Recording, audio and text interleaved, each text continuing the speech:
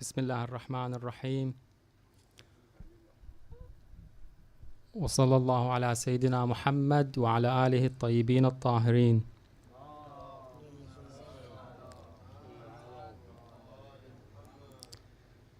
ولعنة الله على أعدائهم أجمعين. Today, when we hear the word attack, we think of something loud, something we can see. But not all attacks are like that. Some are quiet, and they don't break the home from the outside, they change it from the inside. And this is what comparison does to a family silently. Some of you may be wondering why you are speaking about this in Muharram. Should we not be speaking about Karbala and the pain of Imam Hussein alayhi salam? But listen carefully. Wouldn't not agree with Imam Hussein alayhi salam to see our families are weakened and our children are harmed without us noticing. Perhaps these quiet attacks are exactly what Muharram should wake us up to. And if our family's already been affected, this is not the time to shame or blame. It is a time to act, to fix what we can do, and protect our children and our grandchildren before it's too late. Now we live in a world that measures everything: success, money, beauty, grades, careers, and even our children. And that way of thinking does not stay outside. It follows us through the front door. And slowly, without noticing, we stop asking, who's this child? And we start asking, why is this child not like that one? Why are you not like your brother? Why are you not calmer, smarter, better? And these words may sound small, but they cut deep. Then home stops being a place where a child feels love and becomes a place where a child feels assessed. This is comparison. Comparison teaches us to measure the people we love instead of understanding them, and distracts us from the child in front of us and makes us focus on someone else. And we don't have to wait a lot. The first attack begins before the child can even speak. A parent holds their baby, and instead of simply being with this child, they are already being pushed to measure them. Is he sleeping enough? Why is his weight not like other children? Why is potty training taking so long? And so on. Now, of course, caring for a child's health matters, but care is not the same as constant comparison, where every variation becomes a warning sign. And slowly, without noticing, the parent stops simply understanding their child and starts scanning them. And here what we don't realize, even before a child understands words, they can feel the atmosphere around them. They can feel the tension in the hands that hold them and the distraction in the eyes that look at them. We don't mean harm, we just want the best, but this is the attack. Not only in the child's development, but in the bonds itself. A child who should feel from the very beginning, I am accepted, start to learn something else. Something about me is a problem. And the parent who should simply be present start to see the child as something that needs fixing. Then once comparison enters early childhood, it starts to shape something deeper. Now the comparison stops targeting what the child does and start targeting who the child is. Why cannot you become like your cousin? Why are you always like this? And these may sound like questions, but they are not really trying to understand the child.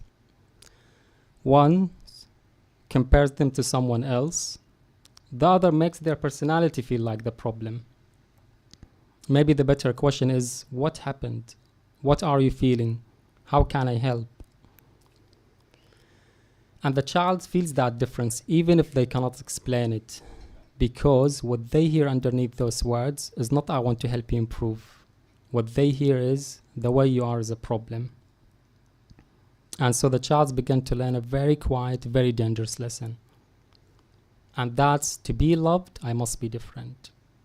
I must be quieter, easier, less emotional, less myself.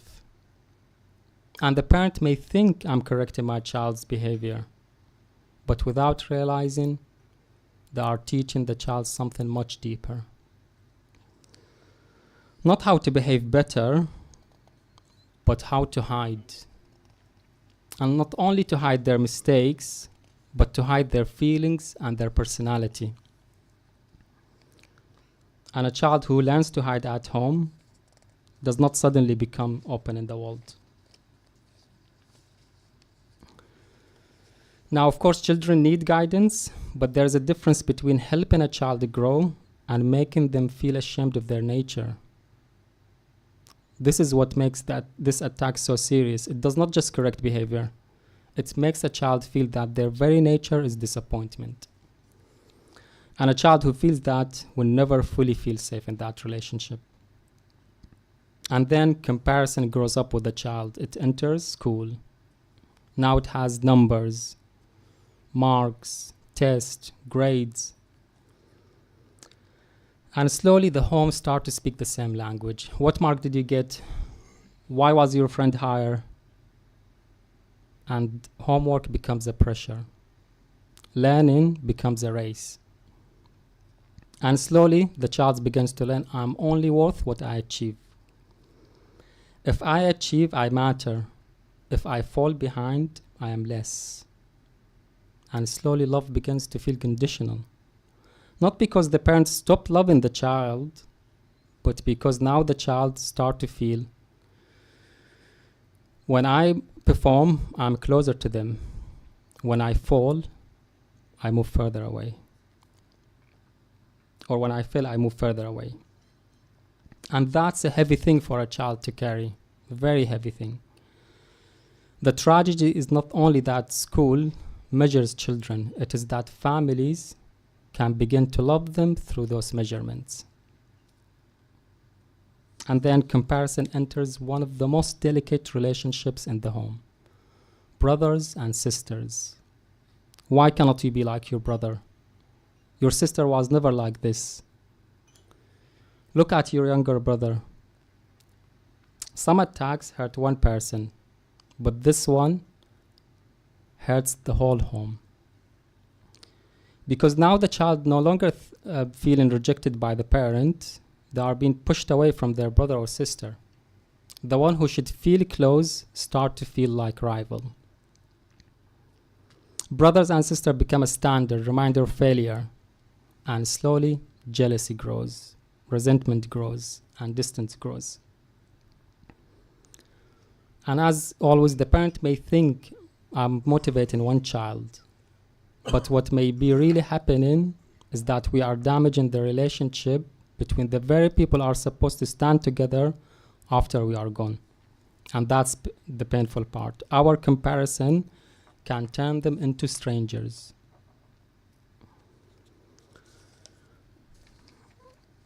And then, perhaps the saddest place of all, comparison can enter religion. Prayer, Quran, fasting, hijab, azadari. These are supposed to be places of mercy, places where a child feels close to Allah, safe, accepted, loved. But comparison can enter even here. Look at their child, he knows more Quran. I wish if you could agree to wear hijab like that girl. And at that moment, religion can stop feeling like nearness to Allah and start feeling like shame. So the child no longer thinks, I want to get close to Allah. What they think that I'm failing again. So what do? They start to pull away. Not from the parents, sometimes from the very path the parents wanted them to love, and sometimes from Allah. But before we blame parents, we should ask, where did we learn this? Because I don't believe parents wake up and decide, today I'll harm my child.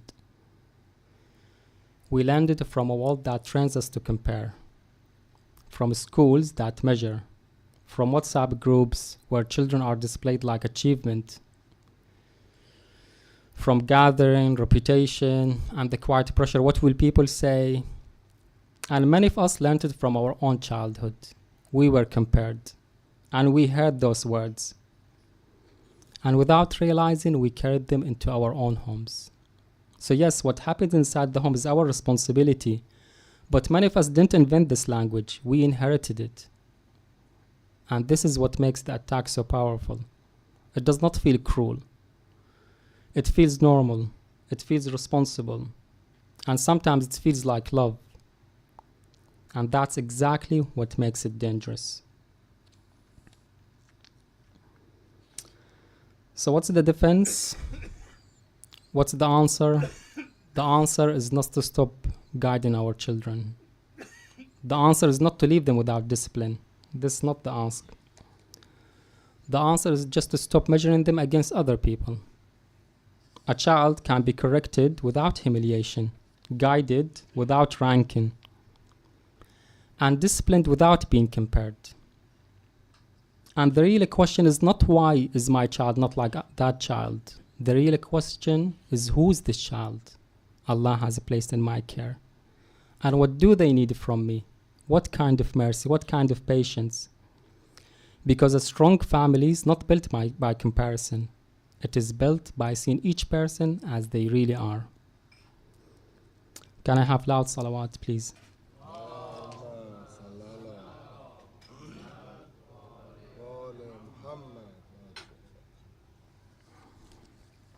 And once we see how a home can be quietly shaped from the inside, we should ask another question. What else enters the home every single day almost without us noticing? Food. Today the family is not only shaped by ideas and media. It is also shaped by what's put on the table. Because food is not a side issue.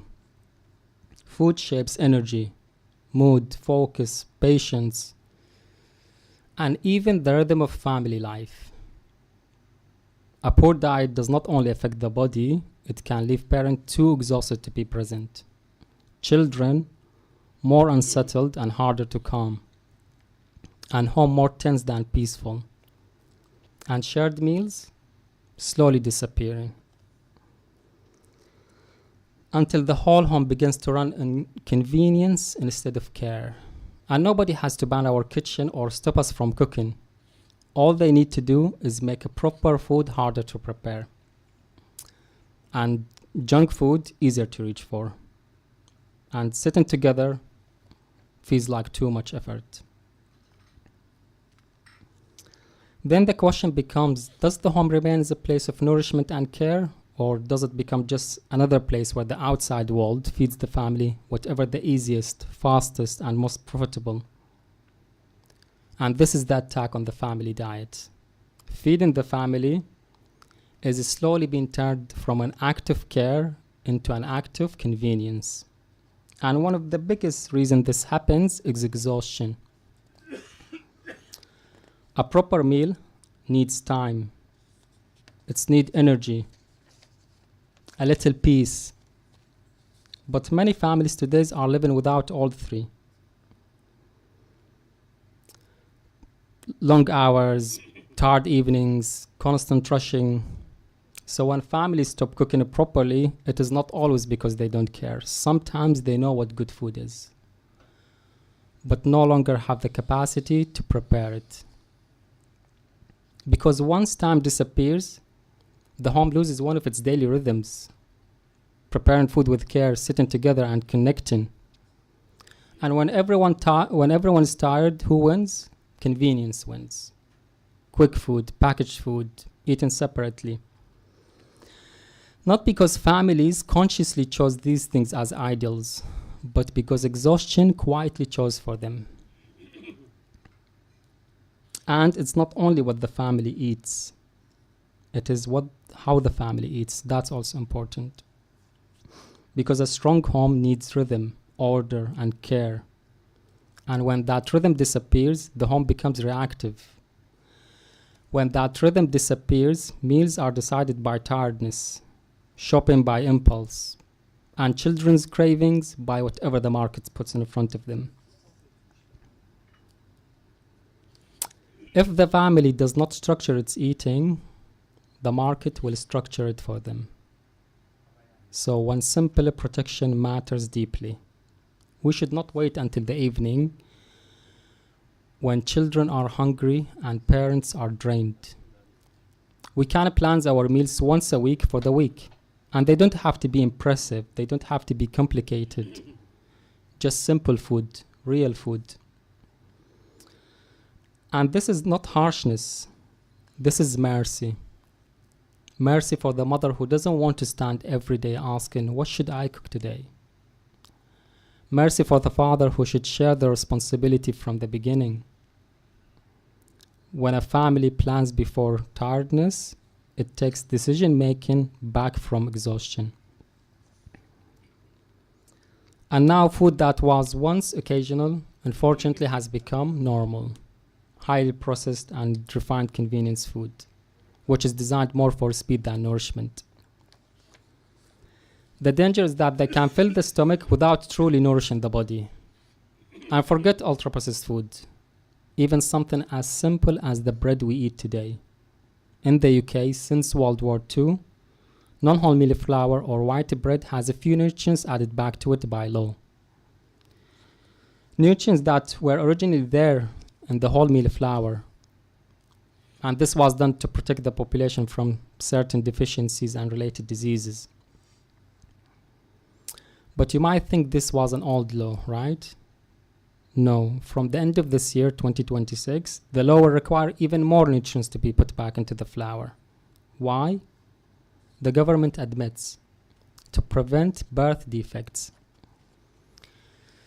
This means that these simple choices in our diet today are so important that the wrong choice can contribute to something as serious as birth defect. Then we have to buy supplements and multivitamins. Because the food we chose to eat today doesn't have enough in it. Food can look normal, feel normal, taste normal, and yet something important may have been lost. The family can be full, but still undernourished. And that's one of the most cleverest form of modern attack. And then another attack appears. This time we try to fix things. We cook properly, we put real food in the table, and our child looks at it and says, no, I don't want this. They want the packet with the cartoon. They think that tastes stronger and feels more exciting. As a parent, we may think our child just likes that food more, maybe because of their nature, personality. But we must be very careful with that thought, because that food was engineered to be wanted, to pull attention, create cravings, and make simple food feel boring.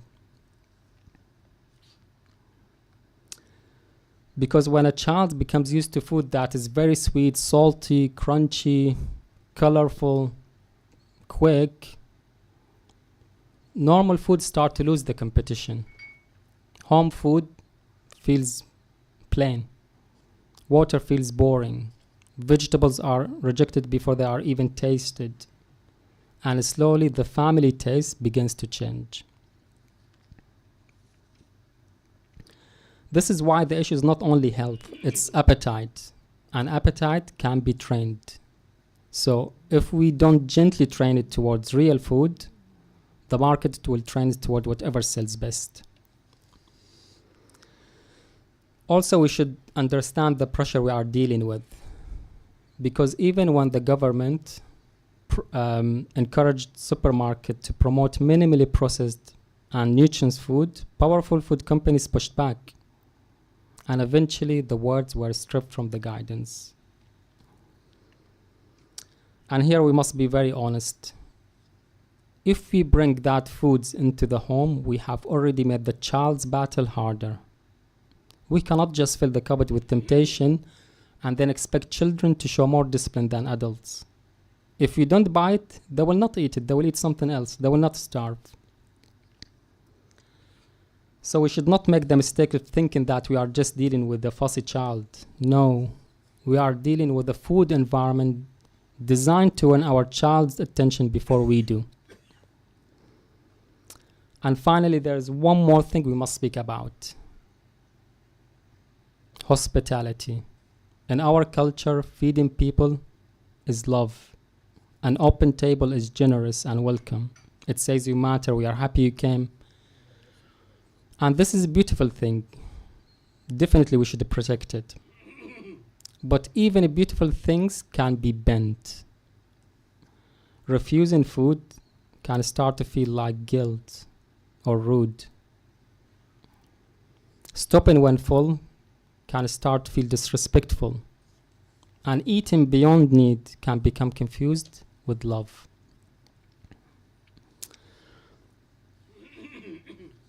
A family and our children are watching and learning. Our children are learning.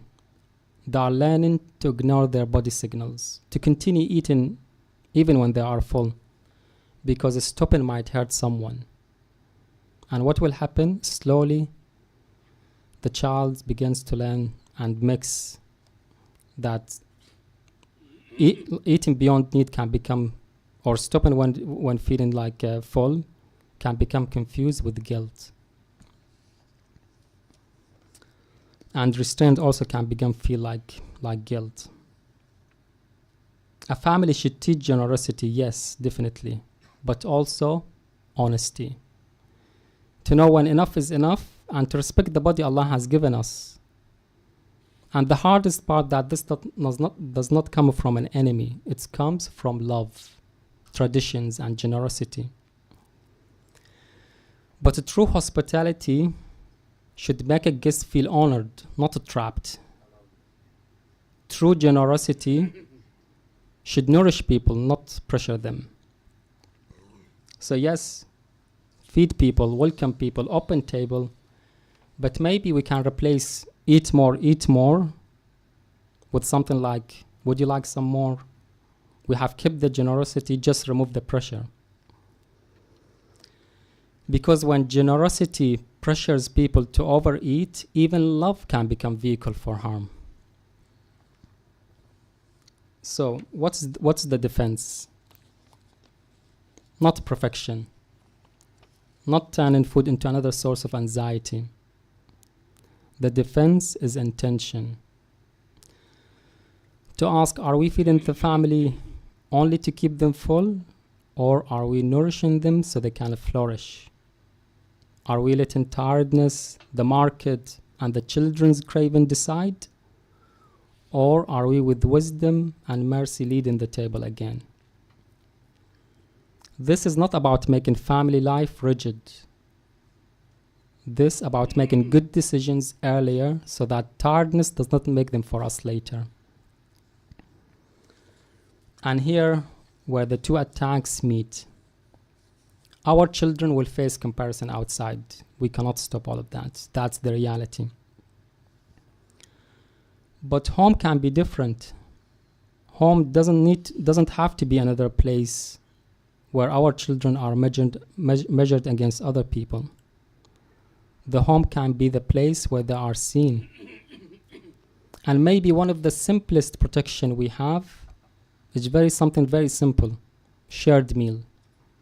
A moment where the child sits down and doesn't have to perform or to be compared to others.